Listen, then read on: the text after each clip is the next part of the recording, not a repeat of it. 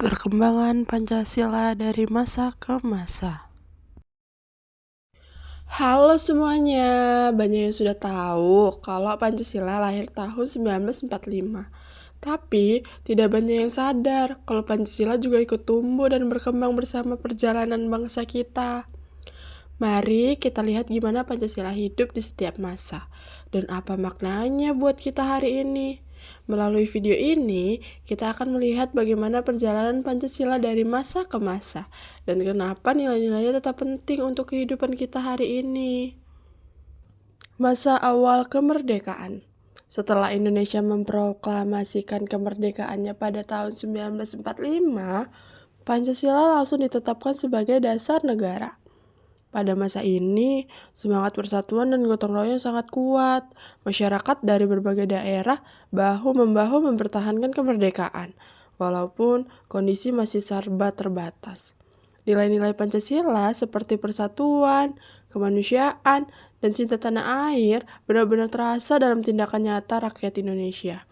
Bisa dibilang, masa awal kemerdekaan adalah masa di mana Pancasila hidup dalam semangat perjuangan dan kebersamaan. Masa RIS dan demokrasi liberal. Setelah perang kemerdekaan berakhir, Indonesia sempat mengalami perubahan bentuk negara menjadi Republik Indonesia Serikat.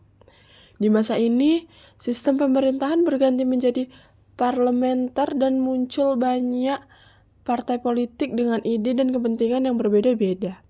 Akibatnya, situasi politik sering kali tidak stabil dan pemerintahan berganti dalam waktu singkat. Namun, dari kondisi itulah bangsa Indonesia belajar untuk mempraktikkan nilai musyawarah, menghargai perbedaan pendapat, dan mencari jalan tengah. Walaupun banyak tantangan, semangat untuk menjaga persatuan dan keadilan tetap menjadi cerminan nilai-nilai Pancasila. Demokrasi terpimpin dan Orde Baru. Ketika sistem parlementer dianggap tidak stabil, Presiden Soekarno menetapkan demokrasi terpimpin. Maksudnya adalah untuk menyatukan kembali kekuatan politik yang terpecah. Namun dalam praktiknya, kekuasaan menjadi lebih terpusat. Lalu, di masa Orde Baru, pemerintahan menegaskan Pancasila sebagai asas tunggal bagi seluruh organisasi dan lembaga di Indonesia. Langkah ini berhasil menciptakan stabilitas dan pembangunan nasional. Tetapi di sisi lain, kebebasan berpendapat menjadi sangat terbatas. Pancasila pada masa itu sering dijadikan alat politik, bukan lagi pedoman moral dalam kehidupan berbangsa. Dari periode ini, kita bisa belajar bahwa nilai Pancasila harus dijalankan secara seimbang, menjaga persatuan, tapi juga memberi ruang bagi kebebasan dan keadilan. Era Reformasi. Tahun 1998 menjadi titik balik bagi bangsa Indonesia. Setelah jatuhnya Orde Baru, lahirlah era reformasi yang membawa semangat keterbukaan, kebebasan berpendapat, dan menegakkan hak asasi manusia.